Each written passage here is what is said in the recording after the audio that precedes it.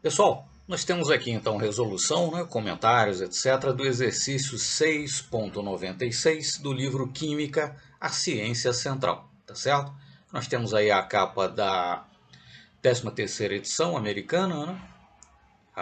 Já saiu pelo menos a 14ª, etc., mas enfim, é a edição mais recente também em português, tá certo? Com a capa diferente aqui no Brasil.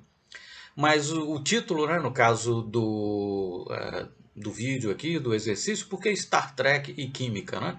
Porque o capítulo 6 é justamente dedicado à estrutura eletrônica dos átomos, etc. E tem uma pergunta, né, que envolve justamente a série Star Trek, tá certo? Vamos lá então. E o exercício 6.96 nos diz então o seguinte: na série de televisão Star Trek, o raio de transporte, ou raio transportador, né, o dispositivo de transporte, né, que envolve um raio de transporte e tal, é utilizado para levar pessoas, né, da nave estelar Enterprise, enfim, descer, né, descer e subir também, né, pessoas, né, descer pessoas da nave para a superfície de um planeta, por exemplo, e levar as pessoas depois de volta da superfície do planeta para a nave, né? Mas enfim, na Enterprise, né, na nave estelar Enterprise, nave estelar Enterprise da série Star Trek, e o raio de transportador é utilizado para isso, então, levar pessoas, né, da nave para a superfície do planeta e vice-versa. Bom, os escritores, né, da trama, enfim, da série, colocaram um compensador Heisenberg, né, um Heisenberg Compensator, né, no raio de teletransporte. Então, explique por que esse compensador, né, o qual é inteiramente ficcional, é claro, né, é necessário, tendo em conta, enfim, o princípio da incerteza de Heisenberg. Né? Então, por que no teletransporte da nave estelar Enterprise foi necessário aí que os roteiristas incluíssem esse compensador Heisenberg, tá certo? Para quem não lembra, na sequência agora nós vamos ter uma cena aí em que o teletransporte é utilizado, né? Para quem não lembra ou não viu a série original, enfim, tá certo?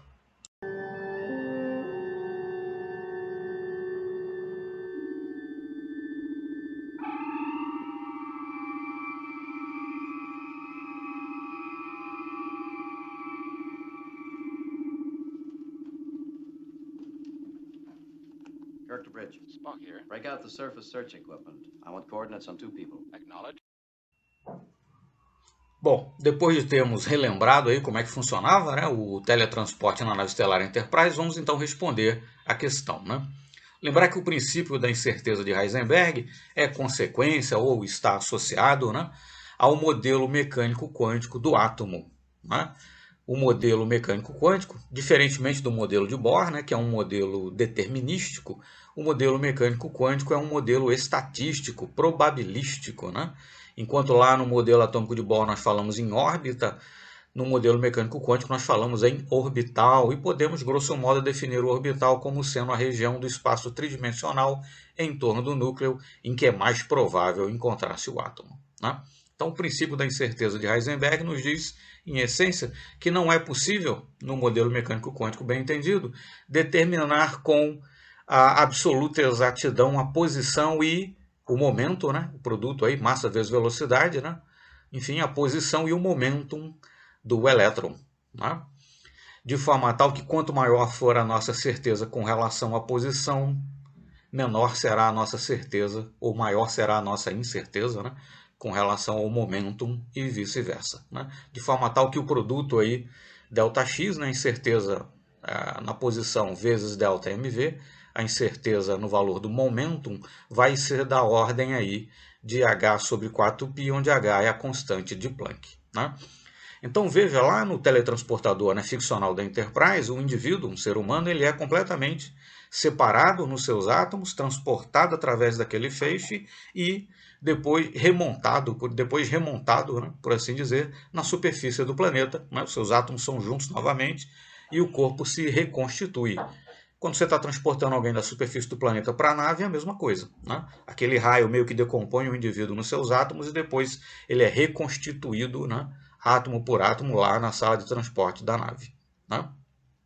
Bom, mas se existe aí uma incerteza com relação à posição, com relação ao momento, etc., Quer dizer, há o risco de você montar, né, desmontar o indivíduo na nave e depois remontá-lo no planeta ou vice-versa, né?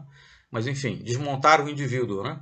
Reduzi-lo ali aos seus átomos na nave e depois, quando ele fosse ser, né, transportado para o planeta, na hora dele ser remontado, por assim dizer, ele ser remontado de maneira errada, com átomos no lugar errado, e você, em vez de produzir o indivíduo, né, na sua inteireza, né, física e psíquica, você ia terminar produzindo talvez um amontoado de células simplesmente, né? Tudo consequência do princípio da incerteza de Heisenberg, né? É por isso que os roteiristas precisaram introduzir esse dispositivo, né? Enfim, esse artifício, né, no teletransporte, que era um compensador Heisenberg, né?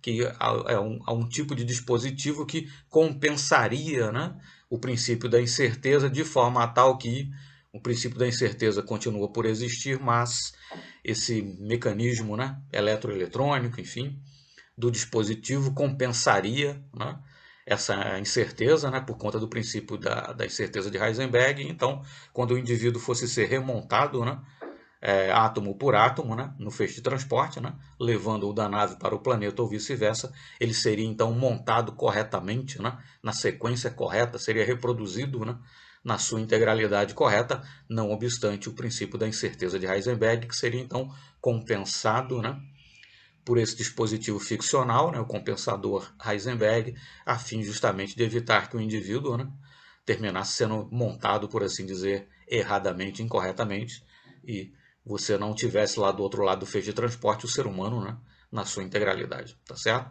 Em essência, é essa a explicação. Ficamos por aqui, pessoal. Muito obrigado. Até o próximo vídeo.